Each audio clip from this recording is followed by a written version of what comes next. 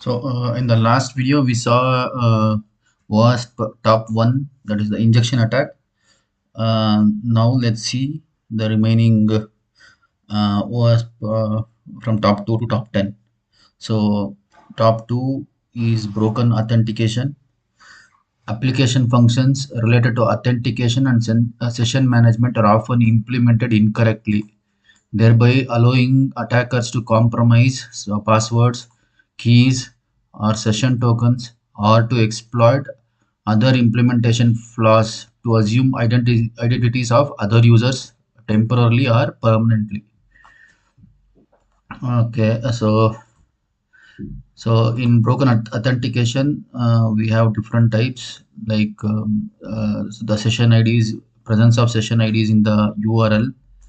So example, a web application creates a session ID for the respective login. When a user logs into, say, certifiedhacker.com, an attacker uses a sniffer to sniff the cookie that contains the session ID or tricks the user into getting the session ID. The attacker now enters the following URL in his browser address bar. So he will append session ID like this into the URL. So this redirects him to the already logged in page of victim. The attacker successfully impersonates the victim. Next is password exploitation. The second one in broken authentication is password exploitation. Attackers can identify passwords stored in databases because of weak hashing algorithms. Attackers can gain access to the web application's password database if user passwords are not encrypted, which allows the attacker to exploit every user's password. Timeout exploitation is the third in broken authentication. If an application's session timeouts are set to longer durations, the session will last until the time specified. That is, the session will be valid for a longer period. When the user closes the browser without logging out from sites accessed through a public computer is the key. So in a public computer, if any user logs out before timeout, then the attacker can use the same browser later to conduct the attack, as session IDs can remain valid. Thus, they can exploit the user's privileges. So top three is sensitive data exposure. Many web applications do not properly protect their sensitive data from unauthorized users. Sensitive data exposure occurs due to flaws like insecure cryptographic storage and information leakage. When an application uses poorly written encryption code, when application uses poorly written encryption code to securely encrypt and store sensitive data in the database, an attacker can exploit this flaw and steal or modify weakly protected sensitive data such as credit card numbers, SSNs, and other authentication details. Fourth is XML external entity.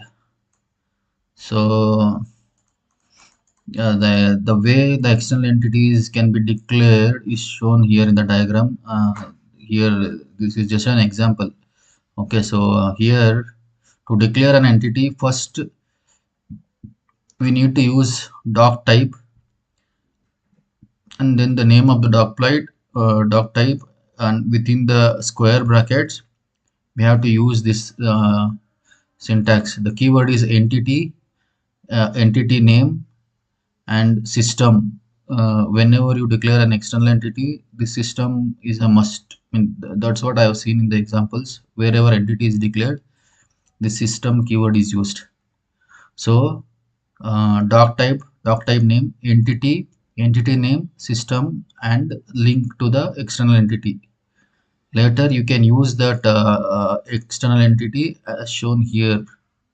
You have to open a tag, for example pwn, use the declared entity by using ampersand, semicolon, and then close the tag. So in the example, we had declared an entity name named subscribe, which is linking to a file called secret.txt.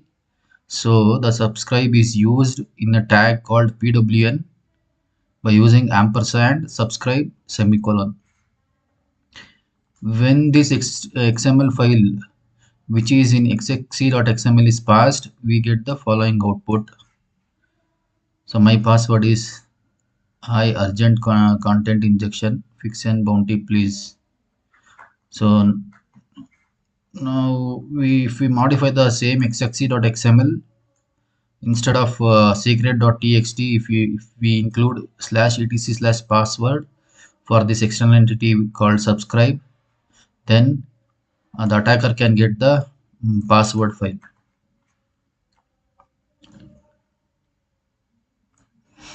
Similarly, he can also point the external entity to some other malicious website as shown in the diagram. Here it is linked to a website called attacker.com, and also port number is specified.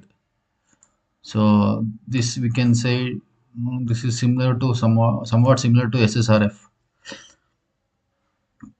So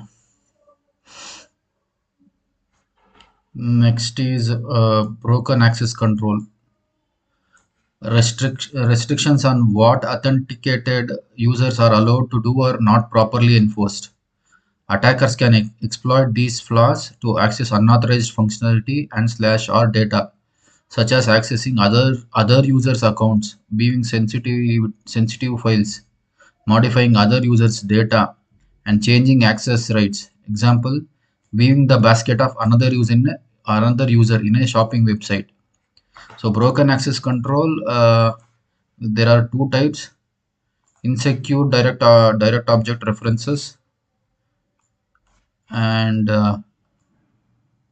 missing function level access.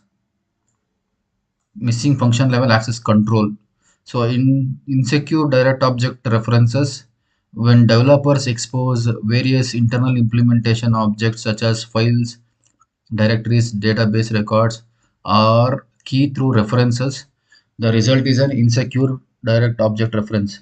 For example, if a bank account number is a primary key, there is a chance of the application being compromised by attackers who take advantages of such references. So if you see in this diagram, an example is shown here. The hacker identifies web application using direct object references and requests verified information. Next, valid HTTP request is executed and direct object reference entity is revealed. So as you can see in the URL, we have banksite.com /account ID equal to 1234. The hacker, he changes the ID to 1235. So the request is performed without user verification and hacker is granted to sensitive information of the account ID 1235. So after insecure direct object reference, let's look at missing function level access control. So to understand this, I found an example on YouTube. In that video, there was a web page, and in that web page, there was a drop down box where we can select items to view in a particular website. So when we select any item from that drop down box, and when we observe the URL after performing that action, we could see an action is equal to view appended to that URL at the end of that URL. This action was intercepted on the bulb suite and then sent to intruder. On intruder, various values were selected in place of view like update, delete, release, etc. and then clicked on start attack button. We found the length of the delete was different from other functions. So when we started the attack, and it deleted for each function, that is for update, for delete, for release, some details, and it also showed the length. Only the length of the delete function was different and all others were equal. So we suspected there may be a there may be a function called delete, and then when a delete was selected and sent to render on a burp suite, we could see that the item was successfully deleted. So here the function view was replaced with delete as the function level access control was missing. So this is how the URL looked. See, so the URL at the end you can see action is equal to delete. So this is somewhat similar to IDORs, but the only difference here is we'll be modifying the function instead of an of a value of some parameter in IDORs, instead or in a value of some object in IDORs. But here we'll be modifying the function. So next is security misconfiguration. A6 is security misconfiguration. Security misconfiguration is the most common issue in web security, which is due to manual or ad hoc configuration or no configuration at all. Insecure default configurations, open S3 buckets, misconfigured HTTP headers, error messages containing sensitive information, and not patching or upgrading systems, frameworks, dependencies, and components in a timely manner. So it is again subdivided into unvalidated inputs, parameter form tampering, improper error handling, and insufficient transport layer protection. So insufficient transport layer protection, unless communication between websites and clients is encrypted, data can be intercepted, injected, or redirected. An underprivileged SSL setup can also help the attacker to launch phishing and MITM attacks. Other examples of insecure transport layer protection are an application support weak algorithm used for SSL, and when they use expired or invalid SSL certificates or do not use them correctly. A7 is cross-site scripting. Cross-site scripting allows attackers to execute scripts in the victim's browser, which can hijack user sessions, deface websites, or redirect the user to a malicious sites. A8 is insecure deserialization. Here, before going to this, let's understand what is the concept of serialization or deserialization. As you can see in this diagram, if there is a employee structure which contains name, age, city, employee ID, which will be in the form of XML or file or whatever, and this data when transmitted on the network may be serialized, may be converted into a binary. So this the concept of converting this record to a binary is called serialization. The opposite of this is deserialization. So if the serialization or deserialization is not uh, done properly, then the attacker can add malicious elements into a record as shown in the example here. So as shown in the example, the attacker has added uh, to employee ID parameter, he has inserted a malicious procedure. So if the during deserialization, if the security is not taken care, then this could lead to disaster. So A9 is using components with known vulnerabilities. Components such as libraries, frameworks, and other software modules run with the same privileges as the application. If the vulnerable component is exploited, such an attack can facilitate serious data loss or server takeover.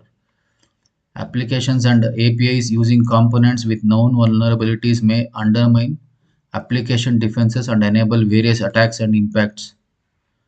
A10 insufficient logging and monitoring.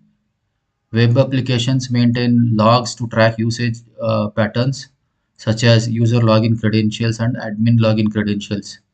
Insufficient logging and monitoring refer to the scenario where the detection software either does not record the malicious event or ignores the important details about the event. Attackers usually inject, delete, or tamper the web publication logs to engage in malicious activities or hide their identities. Insufficient logging and monitoring vulnerability increases the difficulty of detecting attempts of malicious attacks and allow attackers to perform malicious attacks like password brute forcing to steal confidential passwords. So in the next video, we will see some other types of web application threats.